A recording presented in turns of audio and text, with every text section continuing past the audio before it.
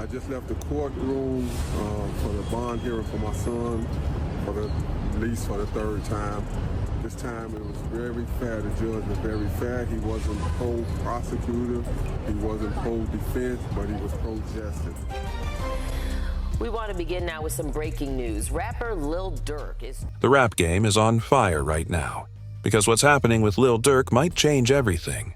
After months locked up, Durk just faced his third bond hearing, and this time the courtroom energy was different. His father walked out saying, "The judge was fair. Inshallah, we'll win this one." But right when fans started feeling hope, the feds dropped shocking new evidence, linking Durk to the 2021 Quando Rondo shooting attempt. They claim his lyrics, iMessages, and surveillance footage all connect him to the incident. At the same time, the drama behind the scenes is getting darker. Durk's associate Vonnie was quietly released, and leaked texts show he's been cooperating with the feds. Then, out of nowhere, Vonnie's father accused his own son of backdooring King Von and said Durk knew about it. That sent fans into chaos. Why would Durk want Von gone? Was it jealousy, power, or something business-related? Nobody knows, but the tension inside OTF is growing fast. And that's not even the end. Durk's crew members Dee and his brother Ted are also under pressure. Ted was caught on body cam crying and offering to snitch to save himself. With everyone flipping, the feds believe it's only a matter of time before Durk's whole operation falls apart.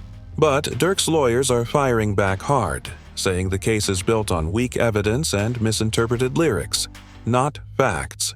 Right now, the world is watching closely. Will Lil Durk finally walk free and prove the feds wrong? Or is this the end of one of hip-hop's biggest empires? Either way, this isn't just a legal battle, it's a fight for loyalty, power, and survival. The courtroom was silent as Lil Durk, one of the biggest names in the rap game, appeared before the judge for his third bond hearing. This wasn't just another legal hearing, this was a moment that could decide the fate of his career and his freedom. Cameras flashed outside, reporters gathered for updates, and fans across the world waited for news about whether Durk would finally walk free. His father, Dante Banks Sr., stood tall after the hearing and said calmly, "The judge was fair. He wasn't biased toward the defense or prosecution. We're praying for a good ruling, inshallah." Those words brought a sense of hope to Durk's family, but behind the scenes, the case was about to take a dark and unexpected turn. The feds weren't done. They came forward with new evidence that sent shockwaves through the courtroom. Pages of messages, surveillance clips, and witness statements connecting Durk to the 2021 attempt on Quando Rondo in Georgia. According to the prosecution, they had enough proof to suggest Durk ordered retaliation after King Von's death. One of the biggest pieces of evidence, a group chat and some of Durk's lyrics. The prosecutors argued that when Durk rapped, "They on my page are like slides for Von. I know they're trolling me." He wasn't just making music, he was speaking facts from real life. The feds allege that around the same time that song was released, there was an actual attempt made on Quando Rondo's crew. They also claimed Dee, one of Durk's close associates, was involved. But now, Dee wanted his case separated from Durk's, arguing, "Whatever evidence y'all got against Durk has nothing to do with me." His move might seem selfish, but experts say it could actually help Durk. If Dee's case is split, it weakens the conspiracy charge that ties everyone together. But things got even more chaotic when whispers started spreading about a snitch inside Durk's circle. The name Vonnie started trending online. Court documents showed that Vonnie's jail records were updated. He was no longer in federal custody, meaning he had been quietly released. Soon after, leaked text messages from Vonnie to a close friend revealed the truth. He was cutting a plea deal. In the messages, Vonnie wrote that he was trying to plead out to a lower sentence, explaining that going to trial would mean life behind bars. He even admitted that he'd rather cooperate than get done like the other guys. When these texts surfaced, fans went wild. Social media exploded with debates. Had Vonnie really turned on Durk? Was OTF crumbling from the inside? But before people could digest that news, Vonnie's father went public with shocking claims of his own. In a viral video, he said Vonnie had a role in King Von's death and that Durk knew about it from day one. He told the world that when Durk asked Vonnie, "Is it open?" Ivani replied, "It's off the hinges." Fans immediately began speculating that this was coded talk, a chilling hint about the night King Von lost his life. This theory flipped everything upside down. For years, fans believed Durk and Von were brothers, real ones from the trenches who had built OTF together. But the idea that there might have been betrayal behind the scenes made everyone question what really happened.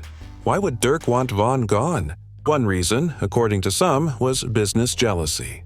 Von had become a superstar in his own right, with a rising fan base and raw street authenticity that had the potential to outshine Durk.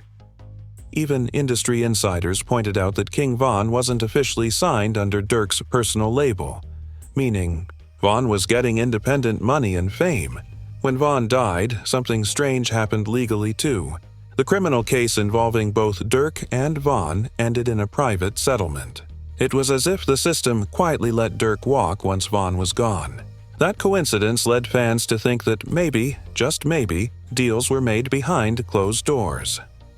Meanwhile, things inside the jail weren't going well for Durk either. Reports leaked that he had been placed in solitary confinement after an officer claimed he found a phone in Durk's cell. According to sources close to Durk, the phone wasn't his, and it was just another excuse to keep him isolated. It's also said that he got into a small altercation inside the jail, something that worried his supporters and caught the attention of Dirt 8i, who tweeted, "I don't care about anything else but Durk right now. Free the bro." But as the feds tightened their grip, more cracks began to show. Another name entered the picture: Ted, the younger brother of D. Ted was allegedly caught with a firearm and arrested. When police took him in, body cam footage later revealed Ted crying and begging to make a deal. He swore he'd tell them everything if they'd just let him go. That footage quickly went viral, and within hours Durk's haters were saying his crew was full of rats. At this point, Durk's lawyers knew they had to move differently. They filed a motion to dismiss the indictment, calling it too vague and lacking proof. They demanded the prosecutors show actual evidence that Durk ordered a hit, who he paid, when he did it, and how it was connected to the music. Their argument was simple. You can't send someone to prison for lyrics or rumors. Durk's defense used the First Amendment, arguing that rap lyrics are a form of storytelling, not confession. While all this was going on, Wack 100, a known industry figure, jumped in with his take. He said there were already multiple witnesses cooperating against Durk and that one of them had been part of the original crew.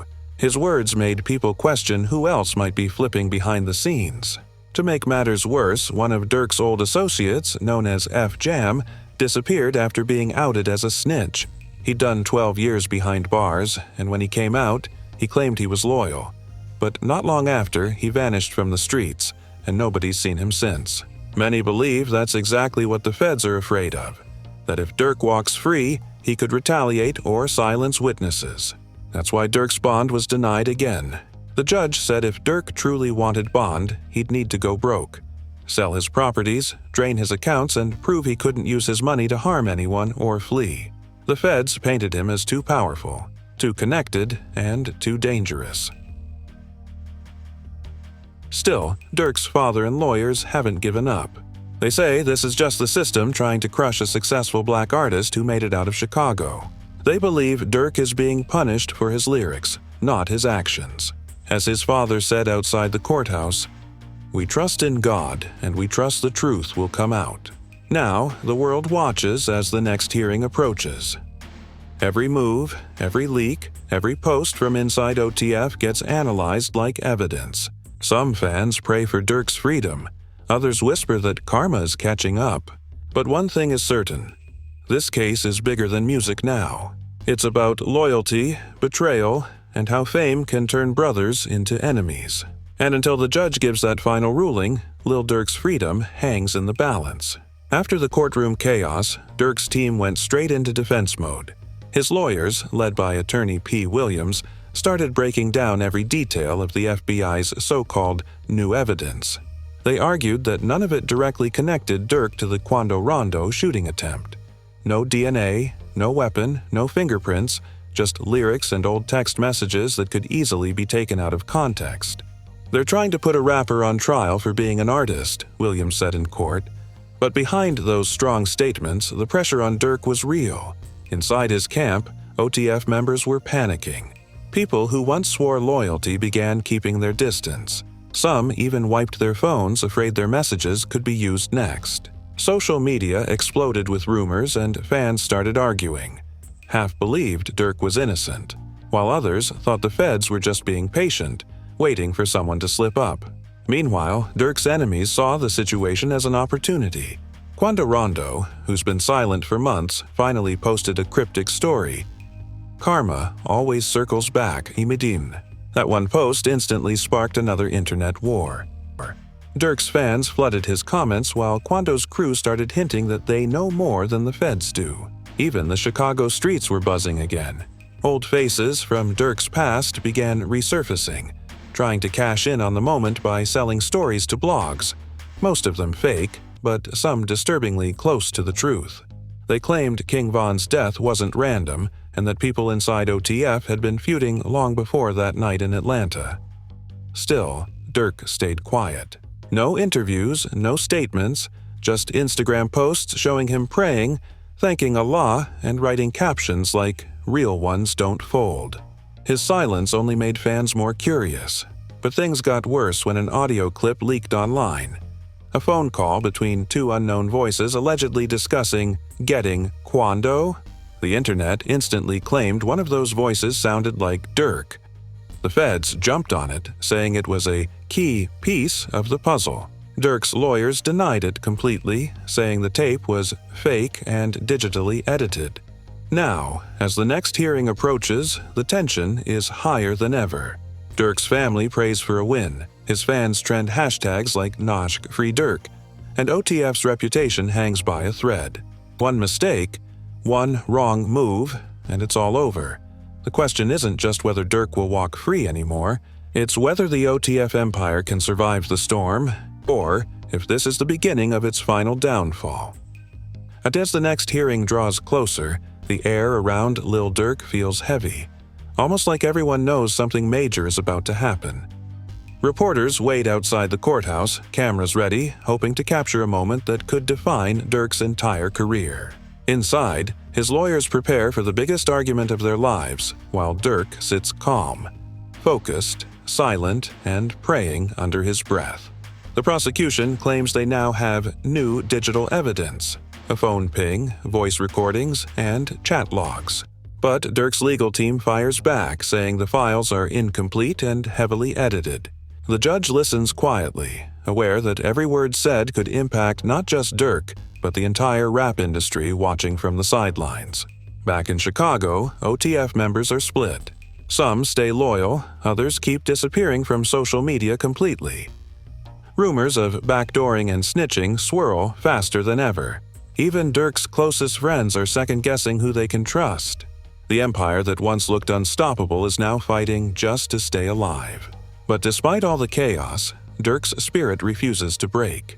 He's been through street wars, betrayals, and losses, and this might be his hardest battle yet. In his last post before the hearing, he wrote, "They can't take what's written for me. Allah's plan is always bigger." Now, all eyes are on that courtroom. Will the judge grant bond and give Durk a second chance? Or will the feds finally lock him down for good? Whatever happens next, one thing's for sure. This isn't just a case anymore. It's history in the making. The streets, the fans, and the culture are all watching to see if Lil Durk rises again, or falls for the last time. If you've been locked in till now, you already know this story is deeper than rap. It's loyalty, betrayal, and survival all in one. The Durk case is heating up, and every day new twists are dropping that could flip the whole game. So don't miss a single update. Hit that subscribe button right now and turn on the notifications, so you're first to catch every breaking story right here on RAPSCOPE X. We bring you the real facts, the raw street energy, and the truth behind the headlines. No cap, no filters. Drop a comment below and let us know. Do you think Lil Durk will walk free or fall to the system? Stay tuned, stay real, and remember, only on RAPSCOPE X, the streets always speak first. there's a guy named OTF Jam. That was wired. Very ironic name. Jam Now got he him put in a everyone in a jam. Did 12 years. 12 got years. out, interviewed, said he kept it real, brought him cars, gave him 50,000. Right. This. Made mention that ain't no smut on his name. He ain't never been a rat. Caught a gun case, but eventually he flipped.